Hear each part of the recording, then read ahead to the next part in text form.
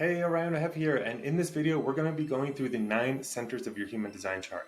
We'll go through each center and we'll talk about what it means if you have it defined, what it means if you have it open, and just some general information about each center to really help you on your human design journey and interpreting your unique chart.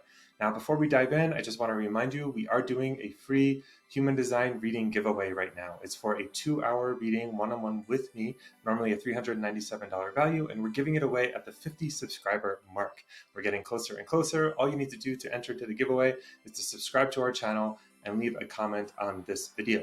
The more videos you comment on between now and 50 subscribers, the more chances you'll have to win. So if you love regular content about human design, self-love, living in the unknown, really uncovering your purpose from within, then please subscribe and you'll get great content every week.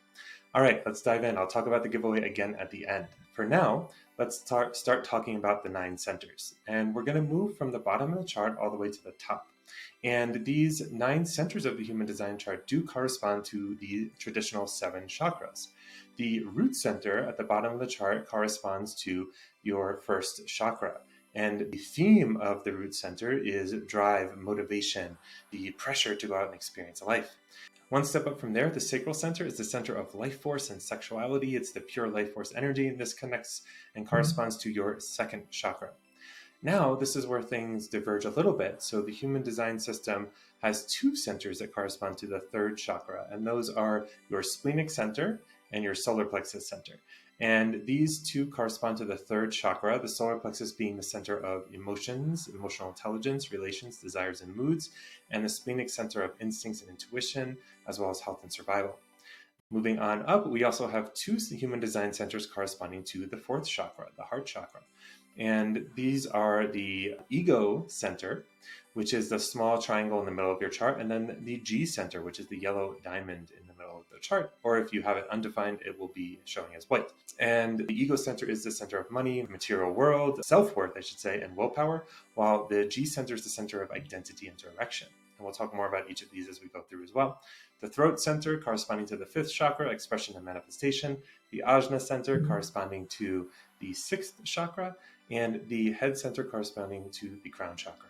So that's the overview of the themes of the 9 centers and how they correspond to the energetic centers known as chakras.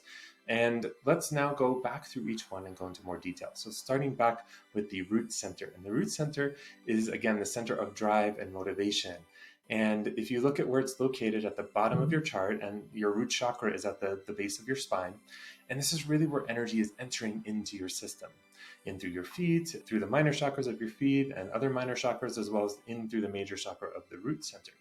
And so energy is entering into the system, creating a pressure to go out and use that energy to motivate you to create drive. So if you have a defined root center, then you have a very particular and predictable way of utilizing your drive and motivation and experiencing your drive and motivation.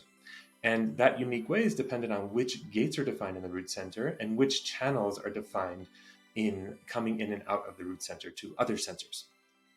That really determines your unique flavor. But in general, we won't be able to go into the gates and channels at this level of this video. But if you have the root center defined, it means that you have a drive and motivation that you can count on and that is reliable and consistent within you. If you have an open root center, you will not have a one consistent way of experiencing your drive and motivation. You're here to sample and be open to all the various ways of experiencing drive and motivation. And depending on who you're with, or where the planets are in the sky, you may experience your drive and motivation differently. So 60% of people have a defined root. So if you're moving through the world with an open root, quite often when you're with people, you might experience more drive, more motivation. All of a sudden you're like ready to take on the world. But when you get home, you're like, whew, just out of the other people's root energy, you might really be like, whoa, I'm actually really tired. So it's important for you to not just do what other people want to do just because everyone's excited about it, to give yourself a moment to check in with your strategy and authority. And if you haven't watched the video that I did on authorities yet, human design authorities, should be popping up around here somewhere. I recommend you click on that video and watch that video as well. And I go through all the authorities, and it really helps you understand how you're uniquely designed to listen to your body. And if you don't know what your authority is, feel free to go to orionweb.com/HD guide and download your personalized report. Making sure that you take a moment to check in with your authority before you just follow the drive and motivation of other people that you're with. It's not a bad thing to let that energy flow through you and mobilize you and motivate you in ways that you might not when you're alone, as long as you're following and trusting your unique truth, the truth of your body, which is through your authority. So moving on up to the Sacral Center. And the Sacral Center is, again, the center of life force and sexuality, your pure creative energy. And so as the energy comes in through the root and then moves into the second chakra, the Sacral Center, it's getting transmuted into life force to be utilized for your unique purposes. So the Sacral Center, if you have it defined, it means you are a generator. And 70% of people actually have the Sacral Center defined and are generators. So the generator is one of the 4 major types of human design. Now, that means you have a consistent life force that you wake up with every day, a consistent supply of energy that you are designed to utilize and completely use throughout the day in a way that is correct for you. So that doesn't mean just saying yes to everything. A lot of generators just say yes to too many things. It means saying yes to the correct things for you and trusting your sacral response to know which of those things is yours to choose, which is correct for you. So again, another little pop-up should be coming up somewhere around here for you to watch a video on how to listen to your sacral response.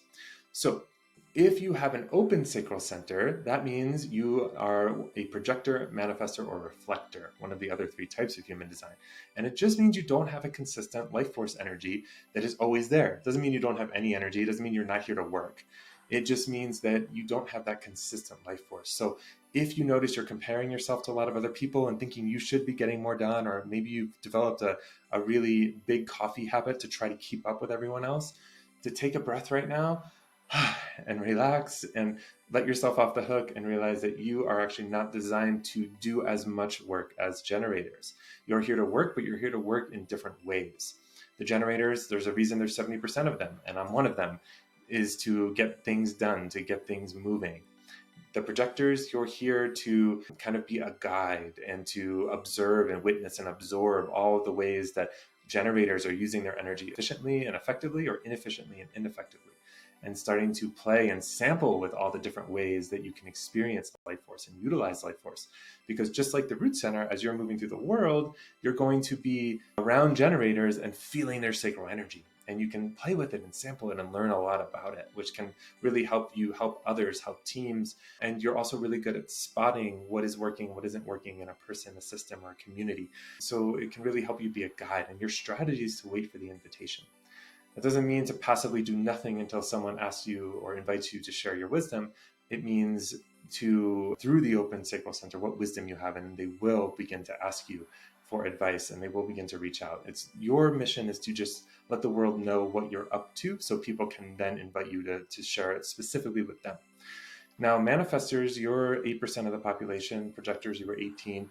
The manifestors, you are here to inform. So you're here to share what's going out into the world and to actively wait, to actively observe and pay attention. And people will feel and sense naturally what you're absorbing. Initiate action while the generators wait for their sacral to respond. You are here to inform and initiate.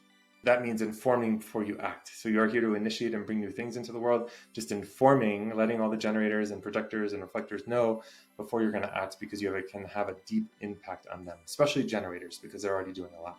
And the reflectors within Open Sacral Center, you have all 9 centers open. So you're really here to explore and be open to all the ways of being in all the areas of life and reflect a larger reflection back, a collective reflection back over a longer period of time. So again, with the Open Sacral Center, you're a visitor to life force. You're here to explore and experiment with it.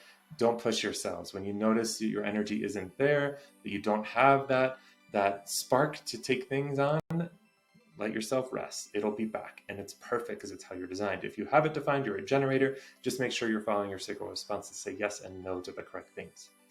Moving on up, so we're here at the spleen and the solar plexus. So again, we have the spleen being the center of instincts and intuition, health and survival. So if you have this center defined, it means you have a consistent way of experiencing your instincts and intuition, and you have a consistent way of your immune system operating. So this is depending on which gates you have defined in the spleen. For example, you might have gate 48, which is your instinctual ability to see the solution when someone can point out the problem. Gate 18 is the instinctual ability to see what the challenge is in a certain scenario, while gate 32 is the instinctual ability to know where to conserve resources over time, while gate 44 is your instinctual nose for people, so really trusting yourself. So those are just a few examples of how the gates have different flavors of the instincts, but whatever your unique flavor is to really trust this instant knowing. It's a full field experience that cuts through thoughts and emotions. It's instant, and it happens before thoughts and emotions can, but the thoughts and emotions will be right behind it. So it's that instant yes, instant no. If you don't have a defined spleen, that means that you do not have a consistent way of experiencing your instincts and intuition. And the key word there is consistent. Of course, you do have instincts and intuition. We all do. But as the planets are moving through the sky again, and as you're moving through different people's auras, you're going to be experiencing your instincts in different ways. And you get to sample and play and explore lots of different ways. So I like to say you're not biased. You don't have one way that is your unique way. So with open centers, be careful not to compare yourself to others about the best way, or why don't I have my way of tapping into my instincts? Why aren't I that instinctual like that person?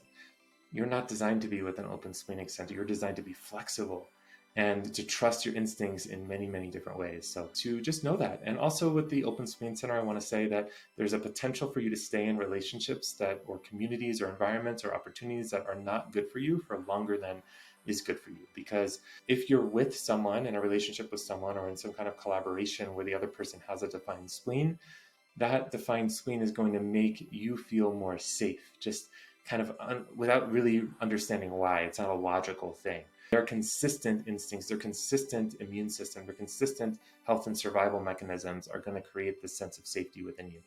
So to just notice that, notice if you feel like you stay with something, even if it doesn't feel right, just because it gives you a sense of security, and realizing that your security and safety is going to come from taking really good care of your health and prioritizing that, but also following your strategy and authority, and to really live in alignment with your design, and you will create lots of safety and security for you. On the other side, we have the solar plexus center, the second center that's corresponding to the third chakra. And again, center of emotions, desires, moods, and relational intelligence.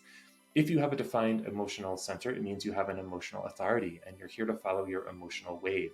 That means with every decision, big or small, there's an energetic, intelligent mechanism that kicks off called your emotional wave.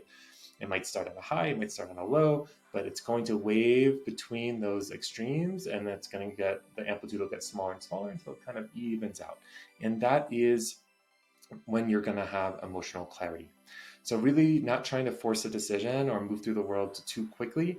Give yourself time and space, let that emotional wave ride. Don't make it mean anything when you're in the highs and the lows. Just wait it out. It could take hours, minutes, days, weeks, depending on the size of the decision.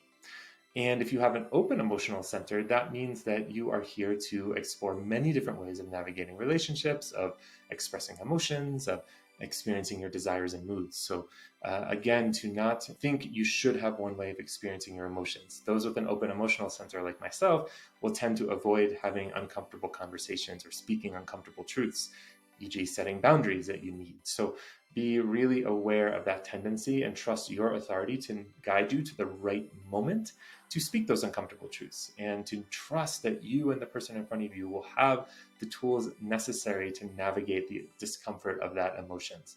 Because with an open emotional center, you can also take in and amplify someone else's emotions. And it's a practice and it's a gift. Just like having a defined emotional center, you get the gift of the emotional wave. Having an open emotional center, you have the gift of really being able to feel and sense other people's emotions even more deeply, and also the ability to experience emotions in many, many different ways. Okay, moving up to the ego center and the G center. So that ego center, again, is that small red triangle in the middle of the chart, or if you have it open, it's a small white triangle, and it is the center of money, the material world, self-worth, and willpower. And the ego center is, if you have it defined, you have a defined way of navigating the material world.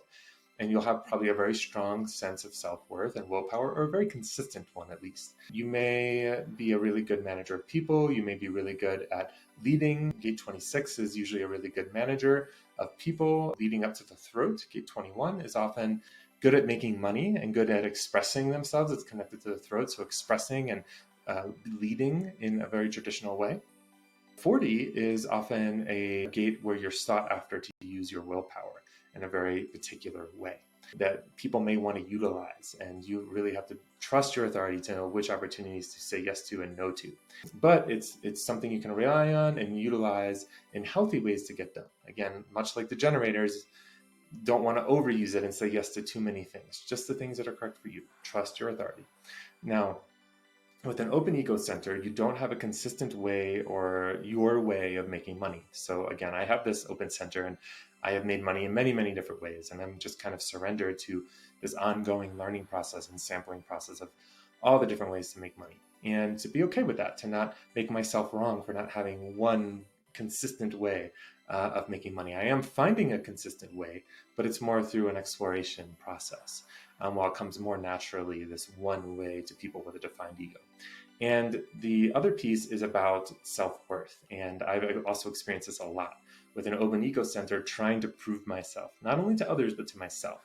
Getting defensive, trying to control my environment to keep it a certain space where I can feel in control and worthy. And this is really about people with an open ego. You can really underestimate your value.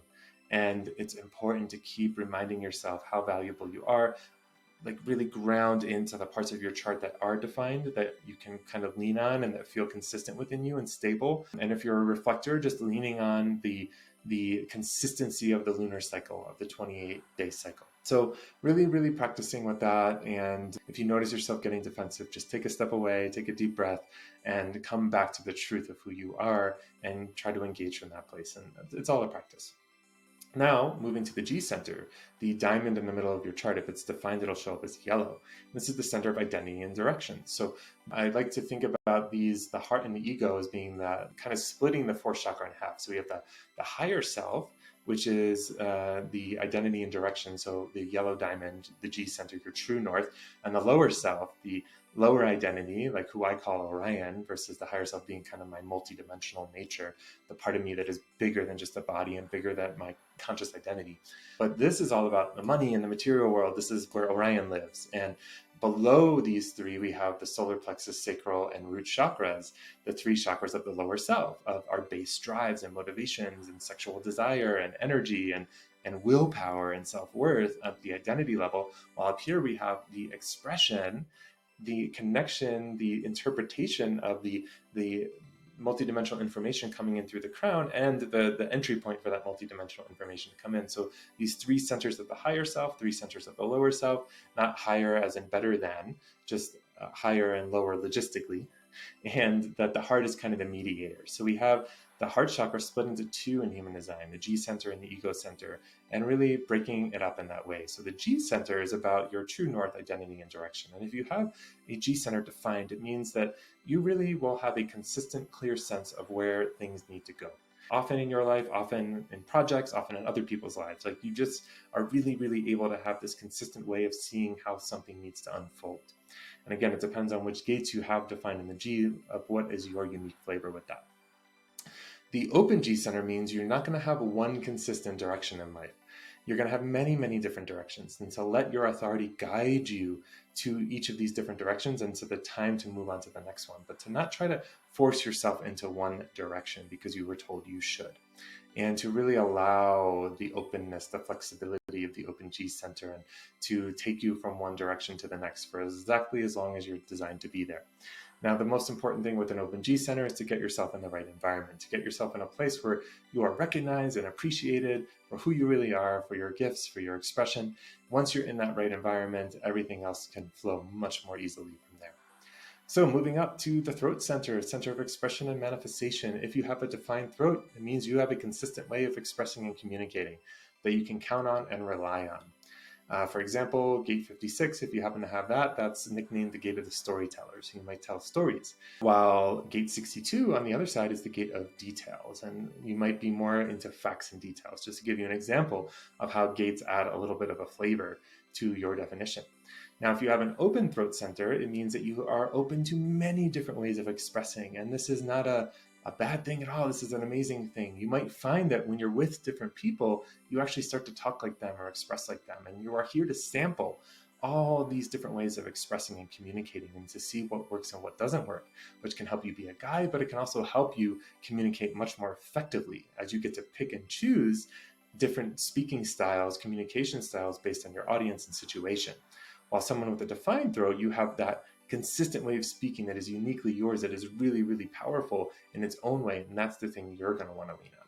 So one more thing with the open throat, if you have an open throat, you may be comparing yourself, judging yourself for not having your unique communication style. I invite you to let that go today. With your Ajna Center, same kind of idea, the open Ajna. If you have an open Ajna Center, this is the center of mental conceptualization.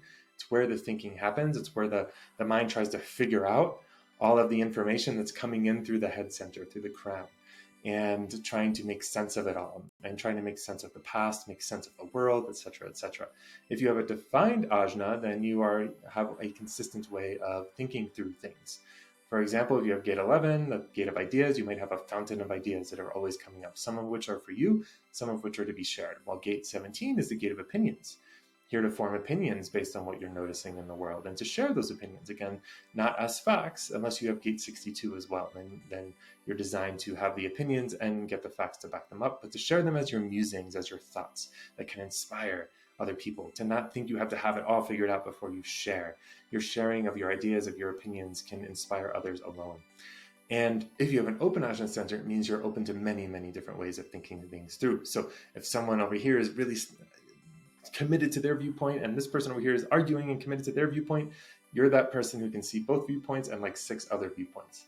And it's really, really important. This is an open Ajna Center is the center of a flexible and creative mind, to see things abstractly, to see things from all angles, and to really help bring people together around different ways of looking at things. So whether you have a defined Ajna or an open Ajna, it's just important to know how you're uniquely designed to utilize the power of your mind. And then finally, we're going to the head center. The head center is the second pressure center of the chart. So at the bottom of the root center, that's the first pressure center that is having energy come in through the bottom, driving you into action, into motivation, out into the world to experience adventure and life. The head center has a beautiful, beautiful lesson for us, is that it's kind of a paradox. As humans, we are designed to feel this pressure to figure it all out, but we're not actually designed to figure it out.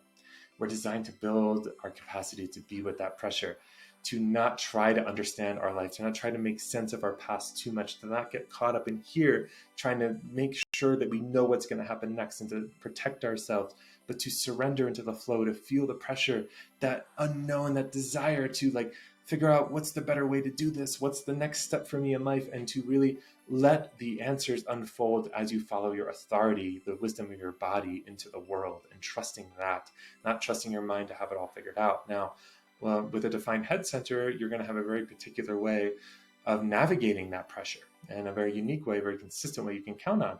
And I would say that it's better for you to direct the power of that mind towards helping others with their problems.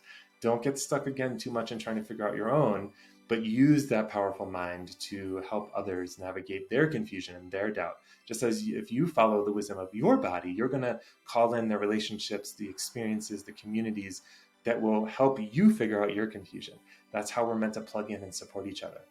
If you have an open head center, it means you're open to both the inspiration of others, the way others kind of navigate the world and are inspired to think about things, and you're also open to the thoughts of others. So with an open head center, just be really careful not to get lost in other people's inspiration. Just like the root center, you can get lost in their drive. In the head center, you can get lost in their inspiration. So for example, you might get a phone call from a friend who says, I just started at this amazing company. I'm making so much money. I think you would be so good at it. You should come over. And you're talking, you're like, wow, that sounds amazing. Maybe this is my ticket. Maybe maybe I can be really good at this. And you then just throw away your whole business or quit your job and just move into that other direction. Not saying that it isn't right for you, but to not make the choice in that swirl of the other person's excited energy. to pause, hang up the phone, walk away, take a day, come back to your body's wisdom, come back to your authority again, your inner authority. And that video should still be popping up here. If you haven't watched it yet, I highly recommend it. The authority is such a key piece to the human design system. So, and to just really trust your body to guide you where to go. And then the other piece of the open head center is thinking other people's thoughts. So not only are you maybe going to feel the pressure of all the thoughts your mind wants to figure out, but then if you're in other people's auras, you're going to be feeling the pressure to figure out all things that are kind of in the consciousness field that other people are thinking about. So really, really remind yourself that you don't have to have it all figured out. You don't need the answers. It's okay to not know, and to keep letting your mind do what it's doing without getting lost too much in it, coming back and living from here, which is what human design is all about. Because the mind, the logic of the mind and the neural pathways that get formed in our childhood can muddy things. While the signals of the body, when you learn how to listen to them and you begin to trust them, are really, really clear. And it's a wisdom that is uniquely yours, that you can count on, that needs no external validation. You don't need advice from anyone else when you're listening to your body. So that's what it's really about. That's what I'm really inviting you into, is to trust yourself, not me, not anyone. Receive help from others, but to lean on yourself as the final say, the truth holder, the wisdom keeper. So that's all I've got for this video. I hope it was super helpful for you. And I just want to remind you again, we are doing that 2-hour one-on-one human design reading giveaway, giving it away at the 50 subscriber mark. All you have to do to enter is to subscribe to this channel, like this video, leave a comment on it. And the more videos you comment on, the more chances you have to win when we hit the 50 subscriber mark. So watch the authority video, watch a couple of other videos, comment on each one. You're going to be entered each time for another chance to win the reading. That's a $397 value, one-on-one with me, and it's one of my favorite things to do in the world. I mentioned a lot in this video about how your gates and channels affect how to interpret your unique wisdom of your body. And the gates and channels are so specific. It's something that really can only be done in a reading, where we're going to tie your gates and channels to your type, strategy, authority, and profile to give you the full story of your chart. So it's a really amazing experience. I hope you get to win it, and I hope I get to meet you soon. Until then, have a beautiful day.